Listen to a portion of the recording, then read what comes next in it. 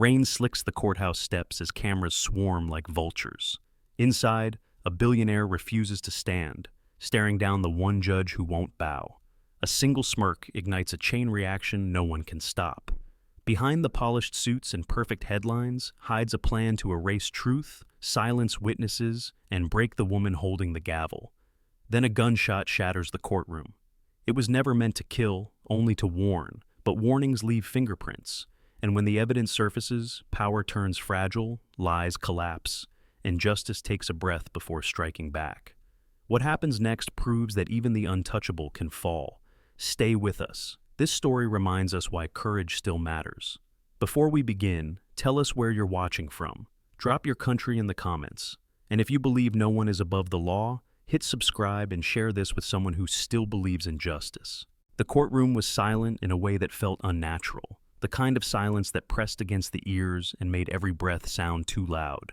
It was not the respectful hush of justice in motion, but something sharper, heavier, as if everyone inside sensed that something was about to go wrong. Every bench was full. Reporters lined the back wall, notebooks ready, cameras already adjusted.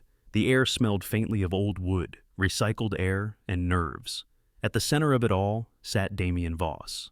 Damien Voss did not look like a man on trial. He looked like a man waiting for a meeting to end.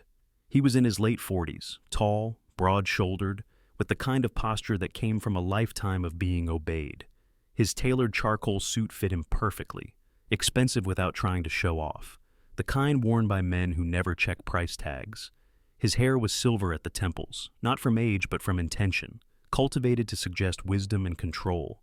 His hands were folded across his chest, arms crossed tightly, as if the courtroom itself were beneath him. A faint smirk played at the corner of his mouth, the expression of someone who believed this entire process was an inconvenience, not a threat.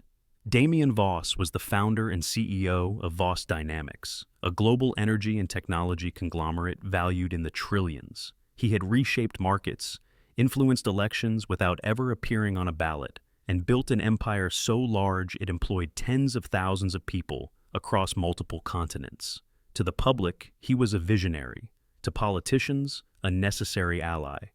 To those who worked for him, he was power made human. And to Damien himself, the law was something that applied to other people.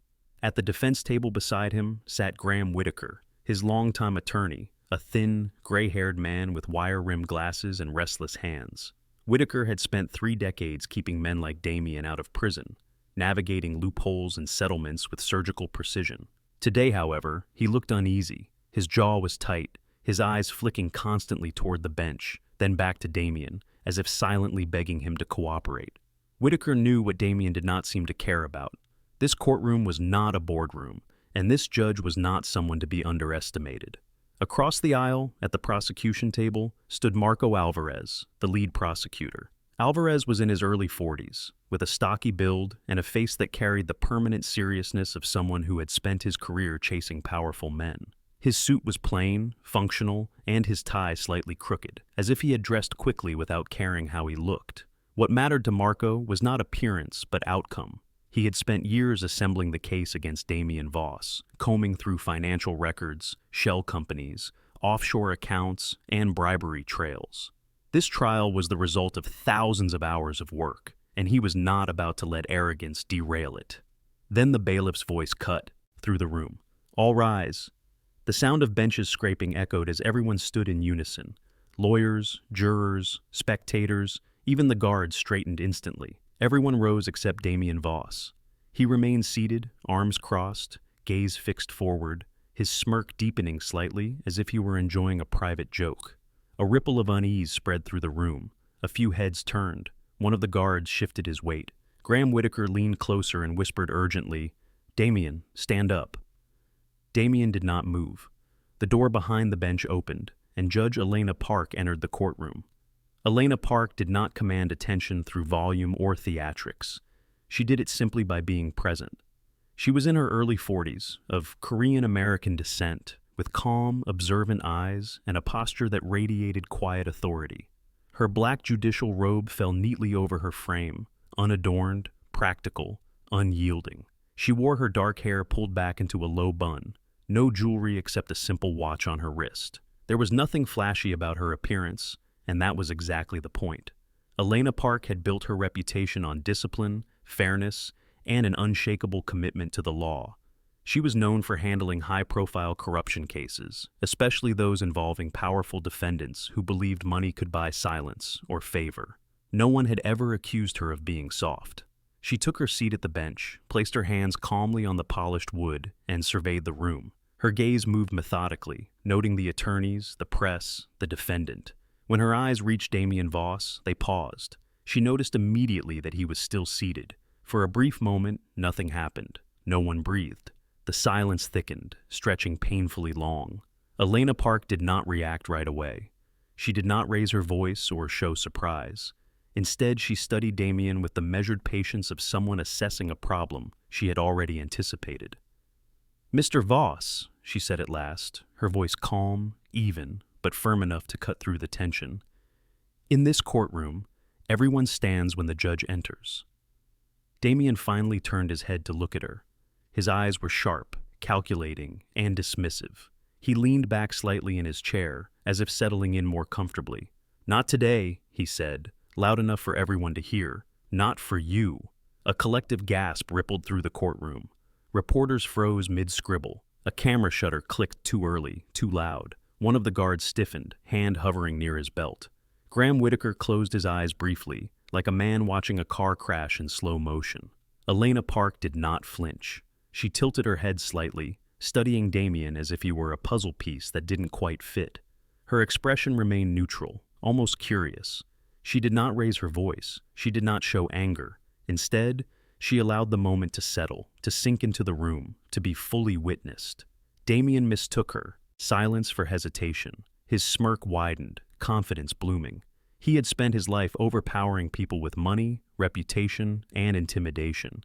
Judges in his experience were no different. They postured, they made speeches, and eventually they folded. Elena Park reached for the gavel. The sound when it struck the bench was sharp and final, echoing through the room like a warning shot. "Mr. Voss," she said, her tone unchanged, "you will show respect to this court, or you will be removed." Damien laughed under his breath, shaking his head slightly, as if amused by her attempt at authority. He did not stand. He did not apologize. He simply looked at her with open defiance. In that moment, something shifted. The courtroom was no longer just a room. It was a stage, and the world was watching. This was not merely about standing or sitting. It was about power, control, and whether a man who had never been told no would finally hear it. Elena Park met his gaze steadily, her eyes unwavering, and then she spoke words that would change everything.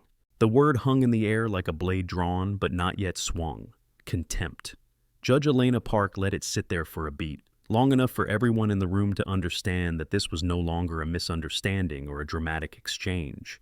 This was a legal line being crossed in full view of the public. "Mr. Voss," she said, her voice level and deliberate, "you have refused a direct order of this court. Your conduct constitutes contempt." Damien Voss exhaled through his nose, a short, dismissive breath. He uncrossed his arms slowly, not because he intended to comply, but because he wanted to be seen choosing not to. He leaned forward in his chair, resting his forearms on his knees, and looked up at the bench with a crooked smile that suggested amusement rather than concern. Up close, the sharp angles of his face were more pronounced. High cheekbones, a square jaw shadowed by perfectly trimmed stubble, the kind of facial hair that took effort to look effortless. His eyes were pale and cold, the eyes of a man who had spent decades negotiating from positions of absolute advantage.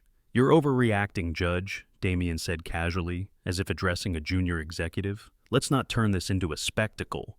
A few people in the gallery shifted uncomfortably. Spectacle was already exactly what this had become. Graham Whitaker leaned closer to Damien again, his voice tight, urgent. "Damien, stop. Stand up. Right now." Whitaker's hands trembled slightly as he spoke. He had seen judges lose patience before, but he had never seen one quite like Elena Park. Whitaker had read her opinions, followed her career. She was methodical, unflinching, and immune to intimidation. This was not a game she would play twice. Damien ignored him. At the back of the courtroom, Deputy Bailiff Thomas Reed straightened his posture. Reed was a broad man in his early 50s, with a shaved head and a thick neck. the result of years in law enforcement and longer years before that as a Marine. His uniform fit snugly over a body built for control rather than speed. Reed had learned long ago to read rooms, and this one was on the brink of ignition. His right hand hovered near his radio, his expression unreadable but alert. Judge Park turned her head slightly toward Reed. She did not raise her voice when she spoke, but the authority in it was unmistakable. "Deputy Reed," she said, "please approach the defendant." A murmur spread through the courtroom, low and fast. Cameras lifted, pens scratched harder against paper. Damien's smile faltered for the first time, just barely. "You've got to be kidding me," he said, glancing from Reed back to the bench. "You're really going to do this?" Elena Park met his gaze without blinking. "I already am." Deputy Reed stepped forward, his boots striking the floor with steady, measured sounds. He stopped just beside Damien's chair, looking down at him with professional neutrality. "Sir," Reed said, "I'm going to need you to stand and comply with the court." Damien laughed, a sharp sound that echoed louder than he expected. He pushed himself back in his chair again, deliberately slouching. "Touch me," he said, his voice dropping, "and I'll own this building by the end of the week." For a moment, Reed said nothing. He had dealt with men like Damien before, men who believed wealth was a form of armor. Reed's face remained calm, but his jaw tightened slightly, a small sign of restraint. "Sir," he repeated, "this is your final warning." The warning was not for Damien, it was for the room. When Damien did not move, Reed reached out and placed a firm hand on his upper arm. Everything happened at once. Damien reacted instinctively, violently, yanking his arm away and surging to his feet so abruptly that his chair scraped backward with a loud screech. The sound cut through the courtroom like a scream. Gasps erupted from the gallery. A woman in the front row covered her mouth. Somewhere, a camera shutter clicked nonstop. "Get your hands off me!" Damien shouted, his face flushing red with anger. The carefully cultivated calm cracked, revealing something raw and dangerous underneath. "Do you know who I am?" Deputy Reed stepped back half a pace, not out of fear, but to reposition. Another bailiff moved in quickly from the side, a younger man named Eric Malone, lean and alert, barely 30, his eyes wide but focused. Malone had joined the force after losing his father to a financial fraud scheme years earlier, a fact that made his jaw clench as he watched Damien struggle. "Sir, do not resist," Malone said. Damien swung his arm. It was not a clean punch, more a furious, panicked swipe, but it was enough. That was the moment the room crossed from tension into chaos. Reed moved with practiced precision, twisting Damien's arm behind his back in one fluid motion. Malone stepped in to secure the other side, guiding Damien forward and down against the defense table. Papers flew. A fountain pen rolled off the wood and shattered against the floor. Damien's expensive watch slipped loose from his wrist, clattering uselessly across the tile. "Get off me!" Damien roared, his voice echoing as he struggled, suit wrinkling, hair coming undone. "You're making a mistake. I'll destroy you for this." From the bench, Judge Park watched without expression. She did not shout. She did not intervene. Her hands rested calmly in front of her, fingers interlaced, as if this were an outcome she had already accounted for. "Remove the defendant," she said evenly. "He will observe proceedings from the holding cell until further notice." The words landed like a verdict. As Reed and Malone escorted Damien toward the door, his composure fully shattered, the courtroom watched in stunned silence. This was not the image the public knew. This was not the controlled titan of industry from magazine covers and keynote speeches. This was a man being dragged, resisting, shouting like anyone else. "I won't forget this," Damien yelled, as he was pulled through the doors. "You hear me? You just made the biggest mistake of your life." The door slammed shut behind him. The silence that followed was heavier than before, thick with disbelief. Judge Park let it linger for a moment, allowing the weight of what had just happened to settle. Then she straightened slightly in her chair and looked out at the room. "Shall we proceed?" she asked calmly. No one answered immediately. Marco Alvarez cleared his throat, steadying himself, and nodded. The trial moved forward, but something fundamental had changed. A line had been drawn, and everyone in the room knew it. 2 hours later, Damien Voss sat alone on a cold metal bench in a private holding cell beneath the courthouse. The room was small, windowless, lit by harsh fluorescent lights that buzzed faintly overhead. The air smelled of disinfectant and stale concrete. His suit jacket lay folded beside him, creased and useless. His hands were clenched into fists, knuckles white. For the first time in years, No one was listening to him. Graham Whitaker stood just outside the bars, rubbing his temples. "What were you thinking?" he whispered. "She can keep you here, days, weeks." Damien looked up slowly, his eyes burning with fury rather than fear. "She embarrassed me," he said. "No one does that." Whitaker swallowed hard. He knew then that this case was no longer just legal. It had become personal. And personal battles, especially with men like Damien Voss, had a way of spiraling far beyond control. Above them, in her chambers, Judge Elena Park stood by the window, looking out over the city skyline. She did not smile. She did not celebrate. She understood something Damien did not yet grasp. Power only mattered when someone allowed it to. And today, she hadn't. By the time the courtroom doors closed behind Damien Voss, the story had already escaped the building. Phones buzzed across the city like startled insects. Alerts lit up screens in newsrooms, law offices, trading floors, and private homes where wealth once insulated its owners from consequence. A single phrase spread faster than context ever could. Voss removed from court for contempt. To the public, it sounded dramatic. To those who knew power, it sounded impossible. Damien did not hear the alerts in his holding cell, but he felt their echo. The room was colder now, or perhaps he had only just noticed. He paced once, then stopped, forcing himself to stand still. He had learned early in life that stillness unnerved people. It made them assume control. He squared his shoulders and lifted his chin, even alone, even unobserved. Appearances mattered. They always had. He had not always been a man who lost control.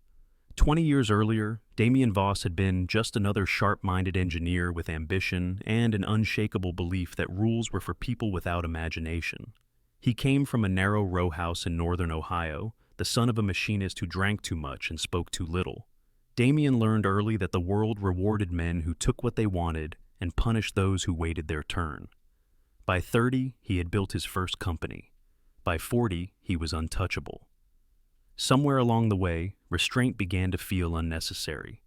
That illusion had cracked 48 hours earlier. The arrest came just before dawn, the hour when cities are quiet enough to hear their own secrets. Damien had been awake, standing barefoot in his penthouse kitchen, pouring imported coffee into a hand-thrown ceramic mug he had bought on a whim in Milan. Outside, the city was still half asleep, glass towers reflecting pale morning light. He heard the knock and knew instantly that it was not room service.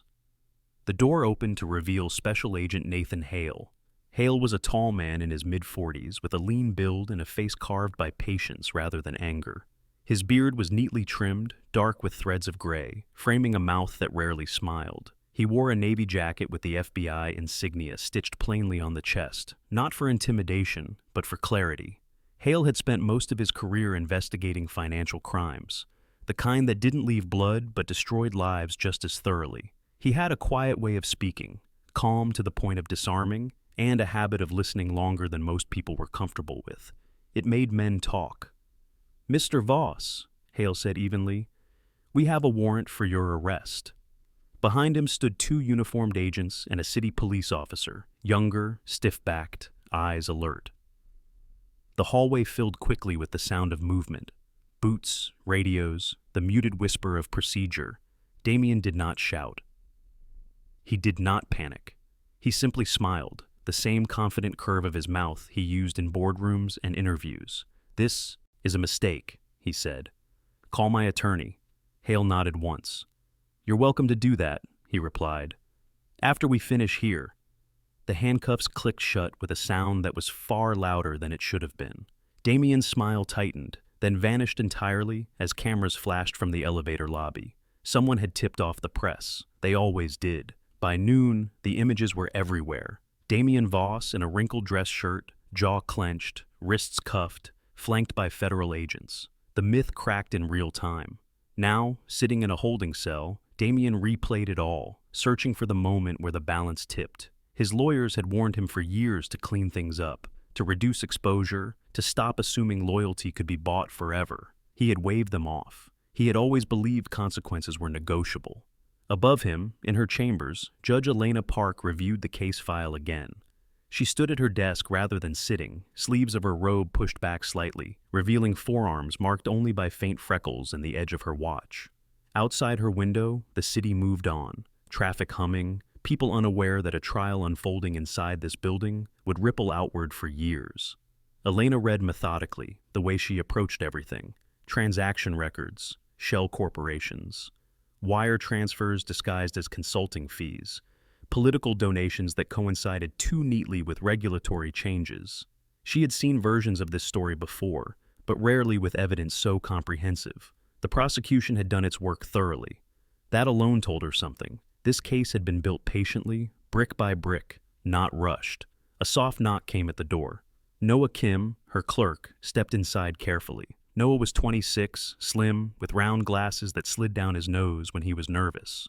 Fresh out of law school, he still carried an idealism Elena recognized from her own early years.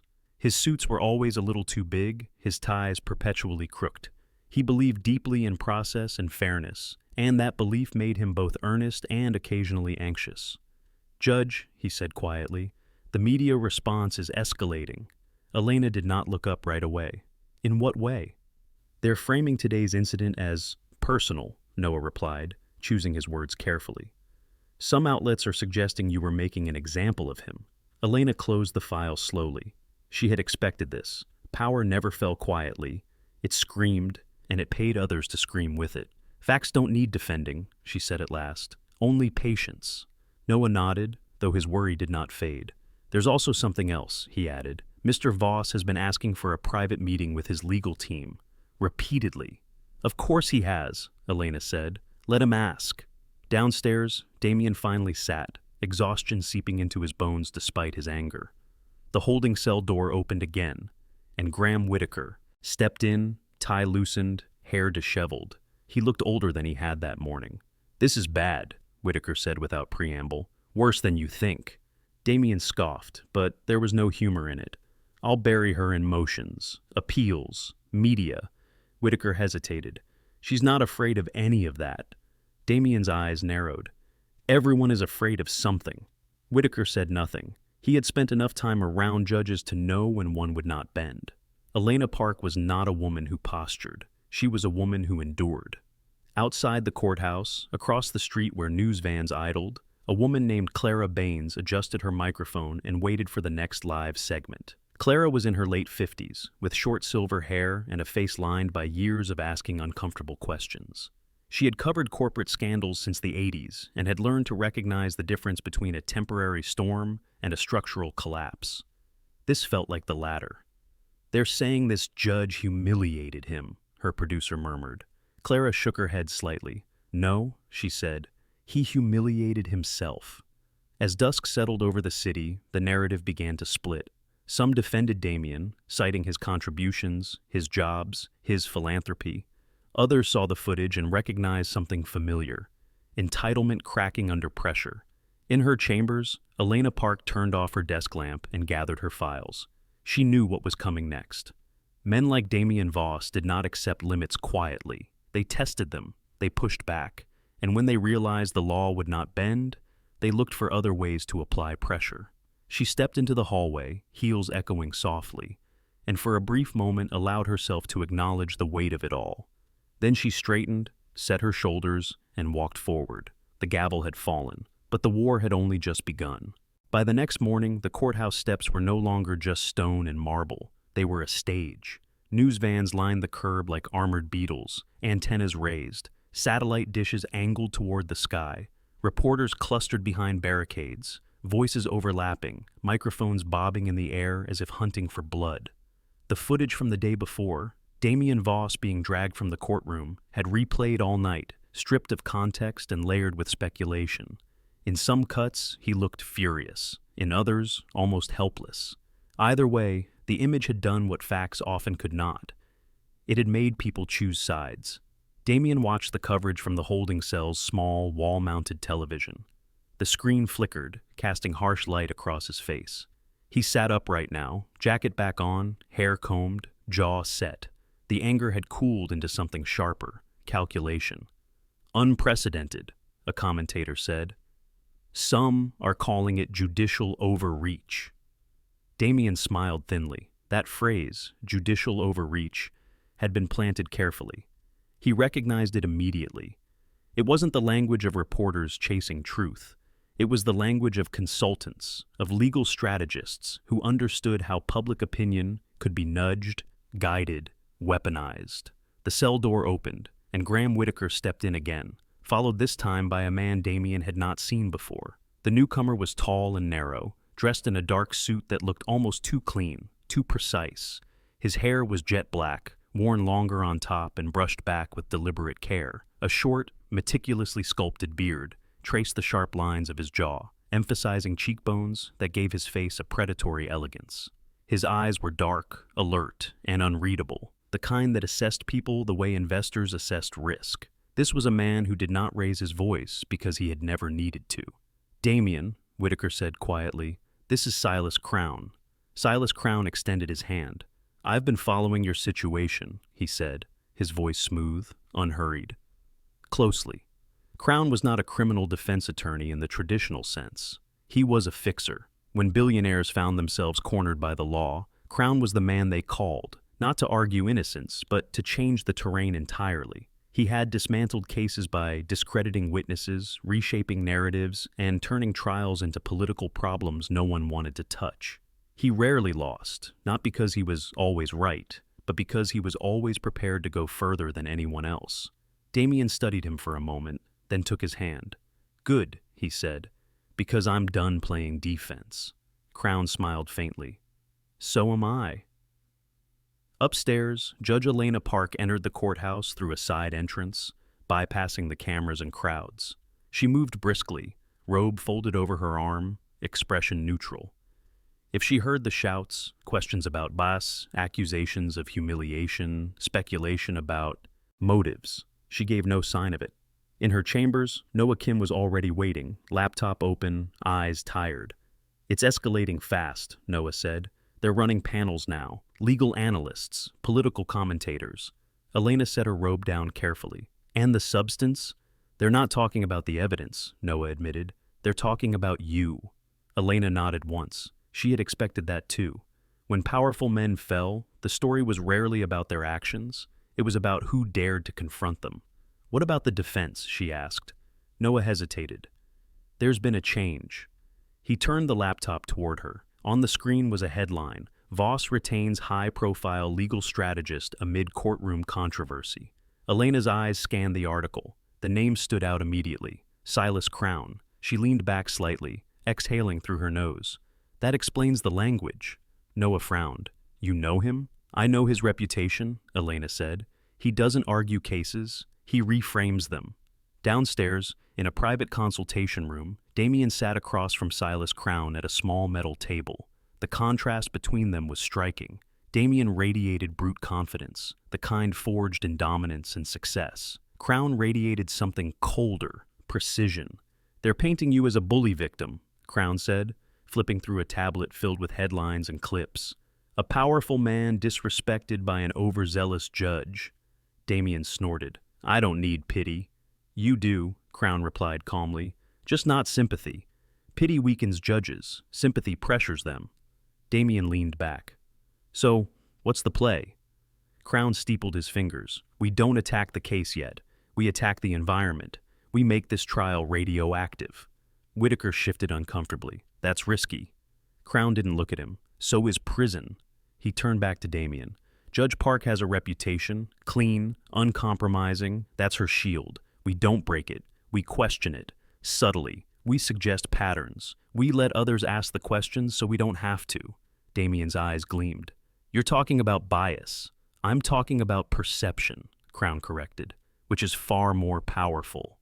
Later that afternoon, Elena Park met with Marco Alvarez in her chambers. Marco looked more tired than usual, dark circles beneath his eyes, tie loosened. "They've brought in Crown," he said. "I figured you'd want to know." "I already do," Elena replied. "What's your read?" Marco hesitated.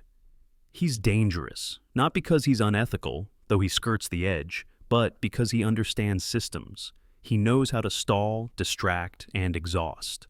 Elena folded her hands. "Then we stay focused."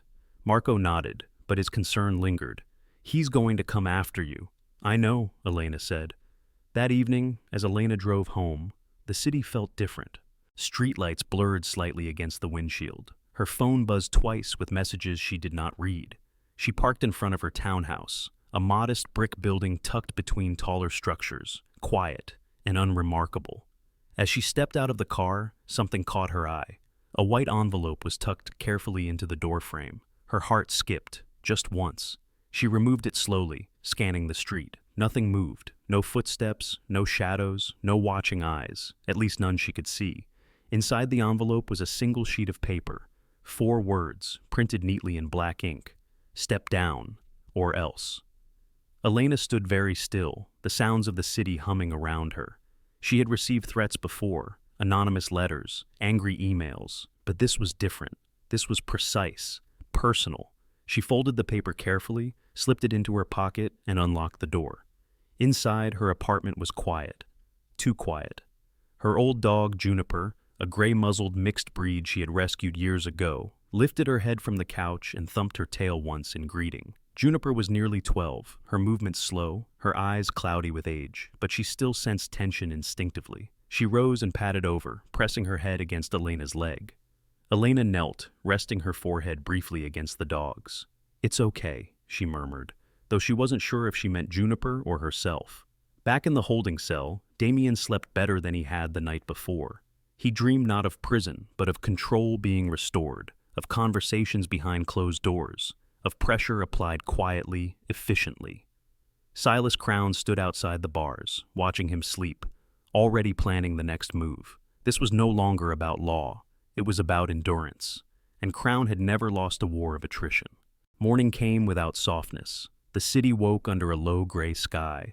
Clouds stretched thin like gauze over glass towers. Outside the courthouse, the crowd had doubled overnight. New vans replaced old ones. New faces replaced familiar reporters. The story had matured, evolved from shock into speculation, from footage into narrative. And narratives, once set loose, were difficult to cage. Judge Elena Park arrived earlier than usual. Her car rolled into the underground garage just after 6:30. The concrete echoed with the quiet hum of the engine before falling silent. She sat for a moment with the key still in the ignition, hands resting loosely on the steering wheel. Juniper's gray hairs clung to the sleeve of her coat. The dog had paced restlessly that morning, sensing the change in Elena's breathing, the tension she tried to keep contained. Elena stepped out, squared her shoulders, and walked toward the elevator. The envelope from the night before sat folded inside her briefcase. She had not shown it to anyone yet. Not because she didn't take it seriously, but because she understood something most people did not. Threats gained power the moment they were allowed to dictate behavior. Upstairs, Noah Kim was already at his desk, scrolling through feeds with a tightening expression. He looked up when Elena entered. "They're circling," he said. Elena set her briefcase down. "Who?" "Everyone," Noah replied.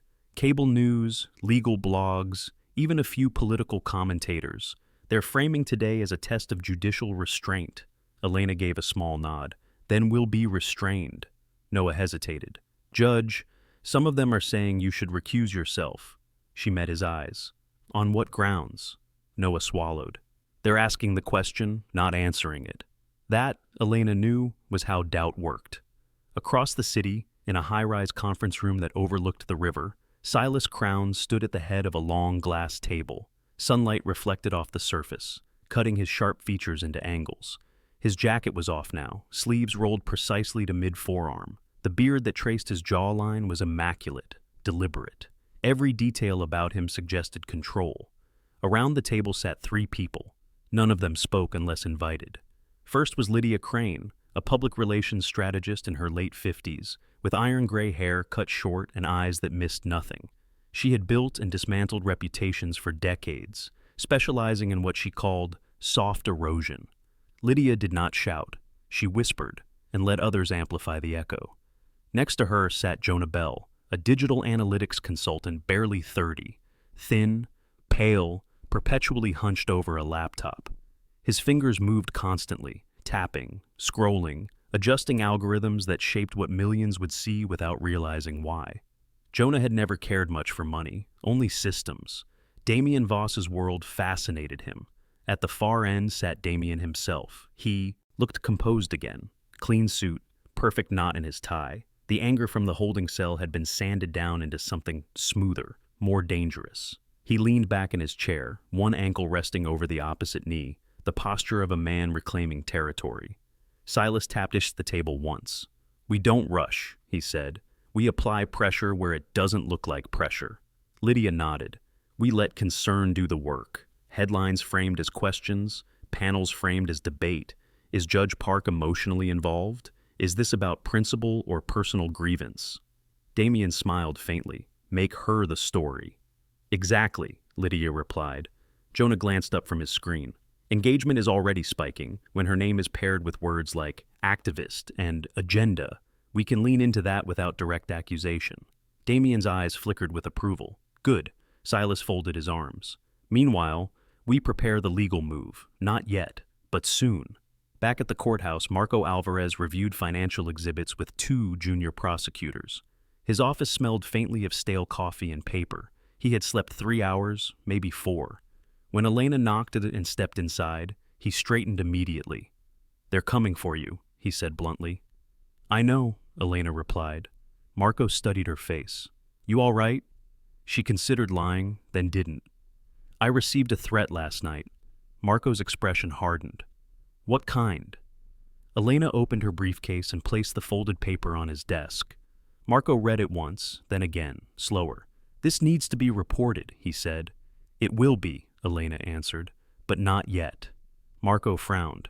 "Elena, if we react too fast," she said quietly, "we give them exactly what they want.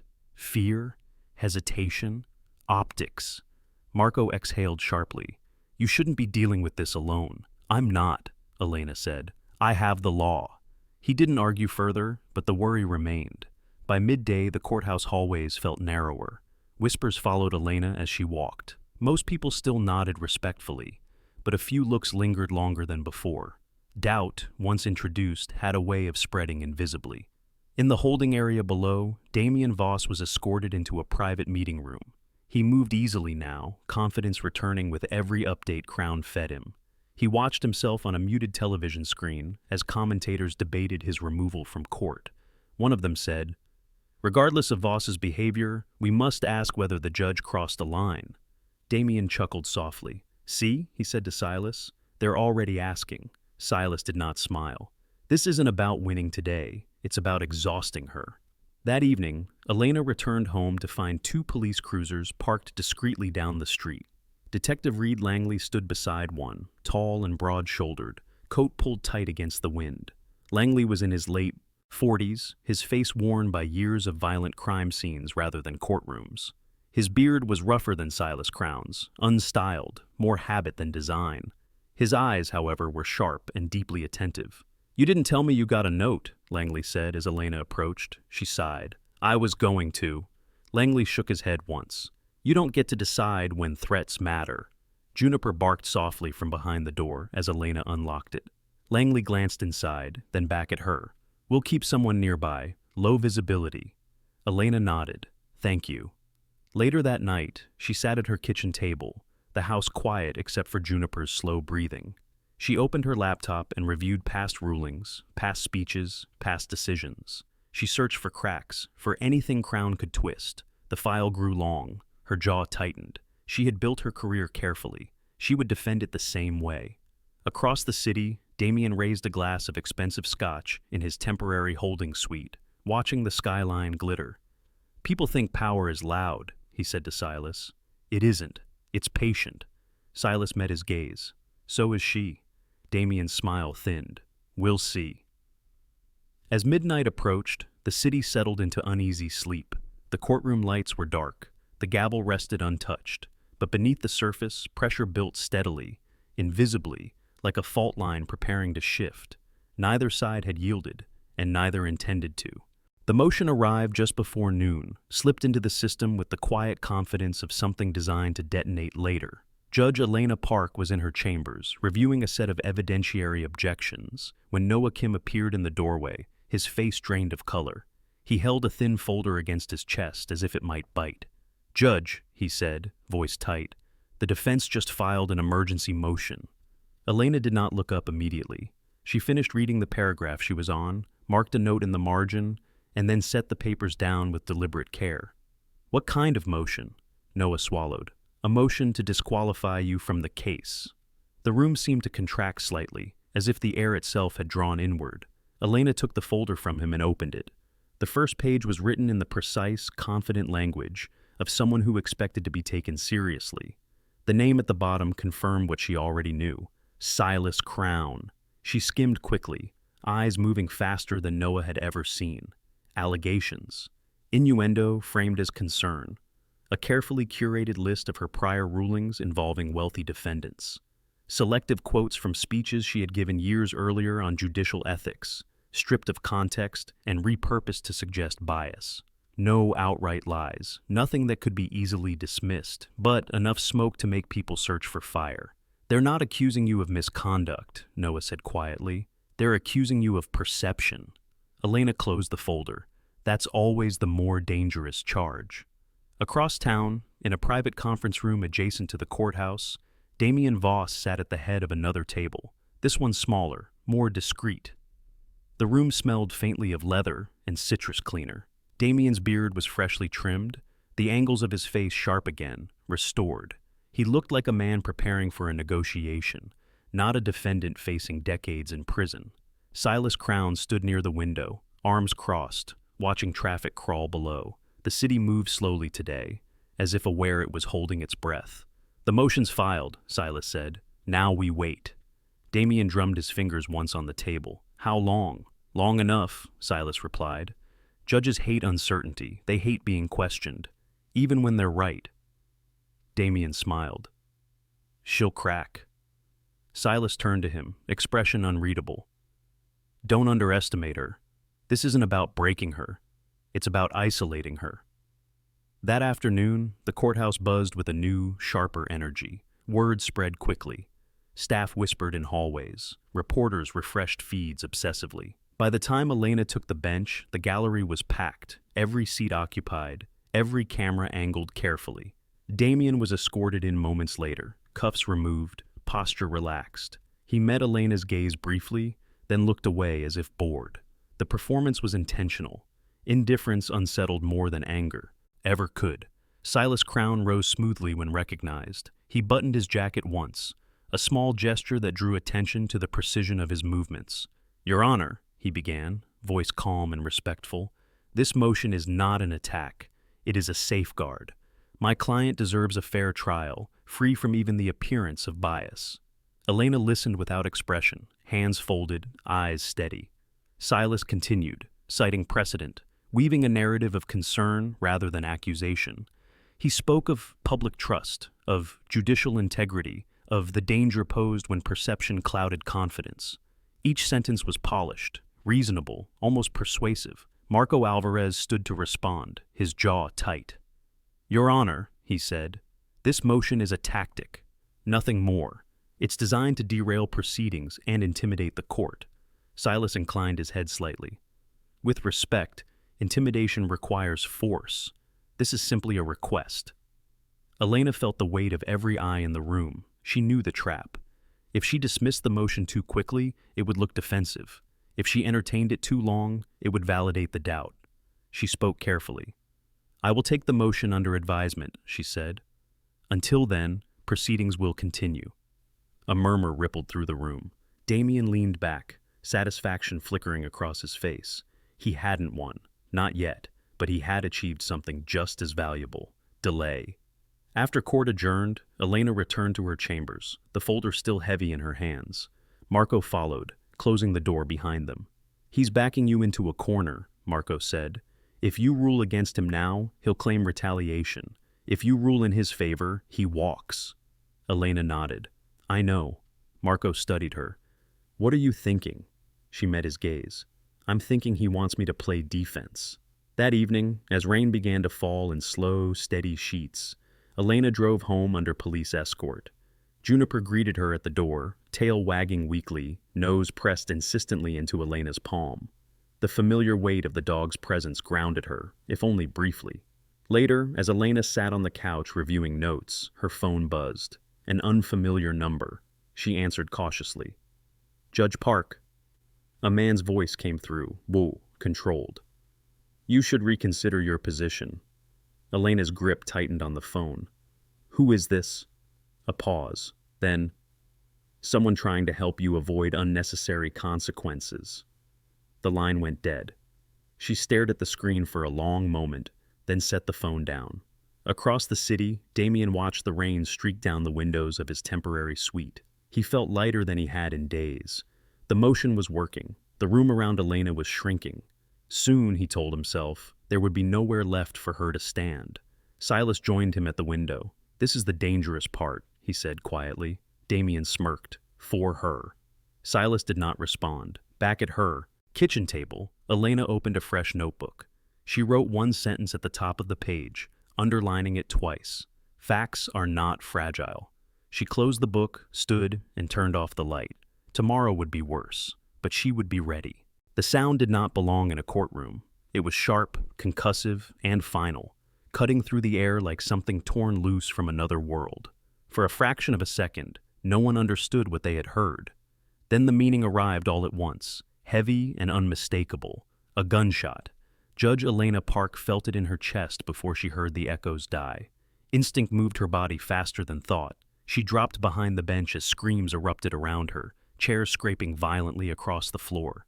The room dissolved into motion, people ducking, shouting, colliding, the order of law collapsing into raw human survival. Security officers surged forward, hands on weapons, scanning the gallery. One of the bailiffs shouted the commands, his voice rough with urgency. "Down! Everyone stay down!" The smell of gunpowder hung faintly in the air, metallic and wrong. Elena's heart pounded, but her mind remained oddly clear. She stayed low, one hand gripping the edge of the bench, the other pressed flat against the wood. Years of discipline anchored her. Panic would come later, if it came at all. Across the courtroom, Damien Voss did not move. He remained seated at the defense table, hands resting calmly on the surface, posture straight. His expression was unreadable, not fear, not shock, but something closer to curiosity. His eyes tracked the chaos with measured interest, as if observing an experiment whose outcome he already understood. Silas Crown stood slowly, raising both hands in a gesture of compliance. His face was pale, but his eyes were sharp, already calculating angles, narratives, damage control. Even in this moment, he was thinking 3 steps ahead. "No one panic," he said loudly, though his voice was meant less for comfort than for record. "My client is cooperating." Within seconds, armed officers flooded the room. The gallery was cleared in a rush of noise and confusion. Reporters were ushered out, some protesting, others already dialing phones, their faces alight with the terrible thrill of a story evolving in real time. Elena rose carefully once the immediate threat was assessed. Her hands trembled just slightly now, the delayed response of adrenaline. She forced them still. "Is anyone injured?" she asked. A uniformed officer shook his head. "No, Your Honor. The shot struck the rear wall. No casualties." Elena's gaze moved instinctively to the impact point. A small crater marred the stone behind the last row of seats. Clean, precise, not random, not meant to kill, meant to warn. She turned her attention to Damien. He met her eyes at last. For the first time since this ordeal began, something flickered behind his composure. Not guilt, not fear, but satisfaction barely concealed. The message had landed. Court was adjourned immediately. The building went into lockdown. Outside, sirens screamed as law enforcement vehicles swarmed the block, sealing off streets. Helicopters circled overhead, chopping the air into frantic pieces. In a secured conference room deep within the courthouse, Elena sat across from Chief Justice Roland Hayes. Hayes was a man in his early 60s, tall, thin, with silver hair combed neatly back and eyes that had seen too many crises to react loudly to any of them. His suit was conservative, his demeanor controlled, but the tension in his jaw betrayed concern. "This has crossed every line," he said. Elena nodded. It was calculated. Hayes leaned forward. "You understand what this means. This case is no longer just high profile. It's dangerous." "So is letting him win," Elena replied. Hayes studied her carefully. "I can remove you, temporarily, for your safety." Elena shook her head. "That's exactly what he wants." Across the city, in a secured holding area, Damien Voss was escorted into a private room. He walked easily, as if the day's events had energized him. Silas Crown followed, closing the door behind them. "You didn't tell me it would go this far," Silas said quietly. Damien poured himself a glass of water, hands steady. "I didn't pull the trigger." Silas's eyes hardened. "But you knew." Damien took a slow sip. I knew pressure was needed. This kind of pressure brings consequences, Silas said. Federal ones. Damien smiled thinly. Everything brings consequences. The difference is who pays them. Meanwhile, in a police operations center nearby, Detective Reed Langley stood over a bank of monitors.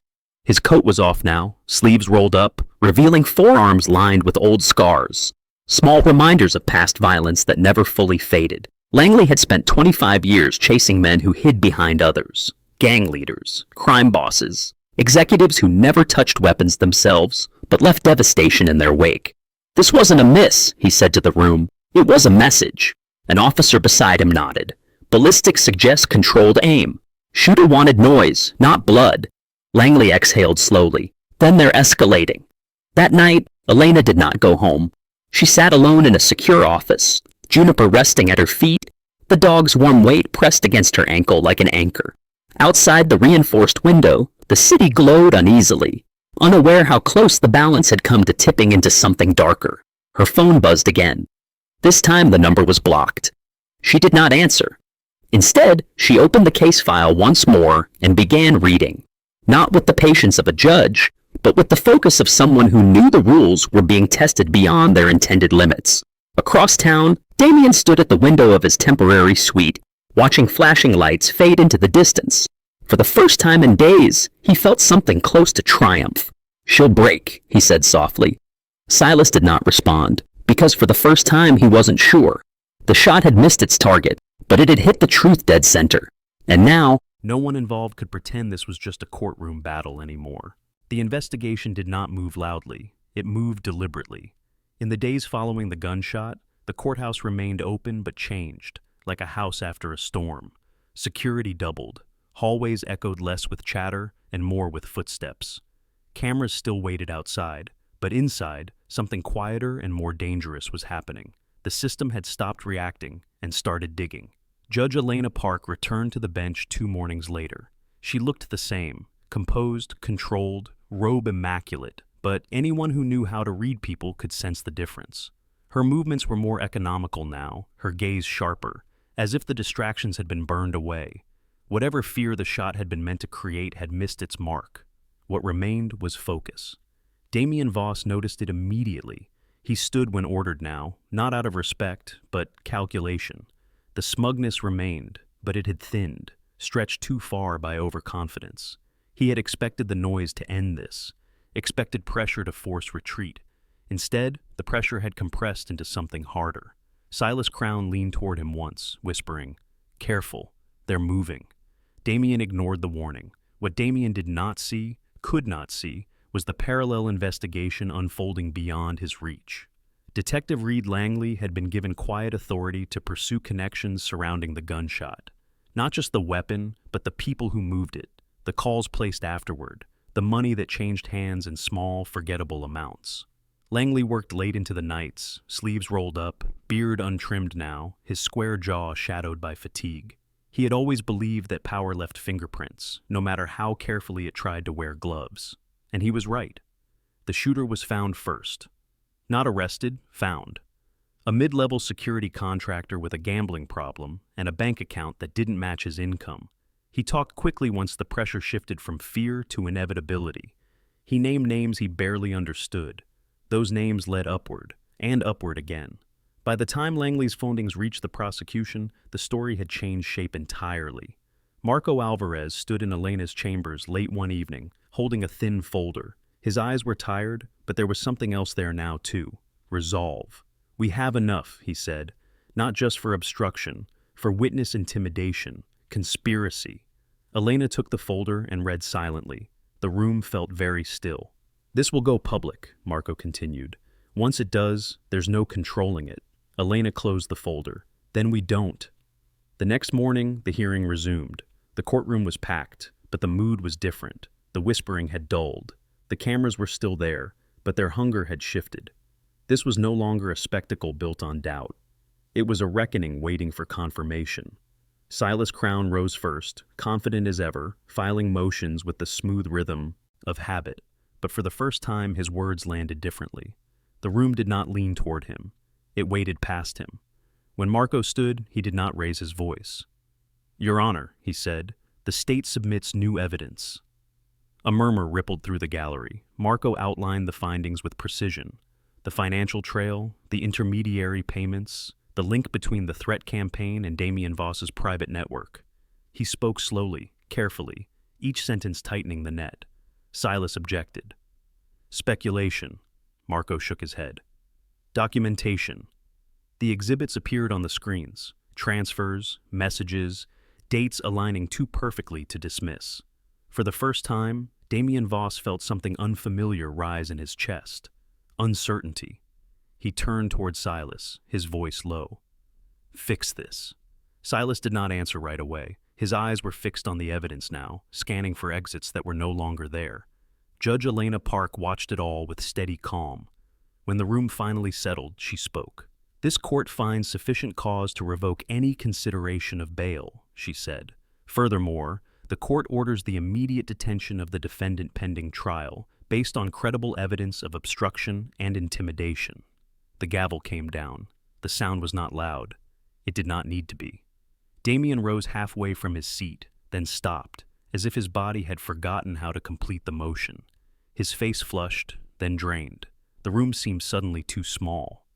"This isn't over," he said, his voice sharp, brittle. Elena met his gaze one last time. "It is," she replied, "for you." The trial moved swiftly after that. Without the fog of intimidation, witnesses spoke more freely. Documents once buried surfaced. Deals unraveled. The empire Damien had built, layer by layer, lie by lie, collapsed inward, not with an explosion, but with a series of dull, final sounds. The verdict came on a clear morning weeks later. Guilty, on all major counts. Damien Voss stood silent as the sentence was read. No outbursts, no speeches, just a man confronting the first immovable boundary of his life. As he was led away, he did not look back. Outside, the city continued as cities always do. Traffic flowed, people hurried. Somewhere, someone turned off a television and went back to making dinner. In her chambers, Judge Elena Park removed her robe and placed it carefully on its hanger. Juniper waited by the door, tail wagging slowly, eyes cloudy but warm. Elena knelt and pressed her forehead briefly to the dog's head, breathing in the familiar scent of home. Later that evening, she walked out of the courthouse alone. No cameras followed her this time, no questions waited. The war was over, not because one side was louder, but because, in the end, the weight of truth had been heavier, and it had finally fallen. Sometimes, the miracle is not thunder from the sky or a sudden rescue at the last second. Sometimes, the miracle is quieter.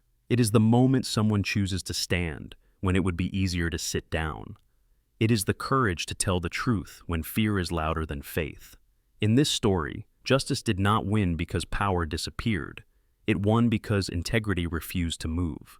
And maybe that is how God works more often than we realize. Not by removing darkness all at once, but by placing light in ordinary people and asking them not to turn away. In our own lives, we may never face a courtroom or a headline, but we all face moments where silence feels safer than truth, where giving up feels easier than standing firm. If you are walking through one of those moments right now, remember this: God sees what is hidden, He hears what is whispered, and no act of courage is ever wasted in His hand. If this story gave you hope, please share it with someone who may need strength today. Leave a comment and tell us where you're watching from. Your words may be the encouragement someone else is praying for. And if you believe stories like this still matter, don't forget to subscribe to the channel so we can continue sharing light where it's needed most. May God bless you, protect you, and walk beside you in every quiet battle you face. May He watch over your family, your home, and your heart. And may you never forget, even when the world feels heavy, miracles are still unfolding, often through people just like you.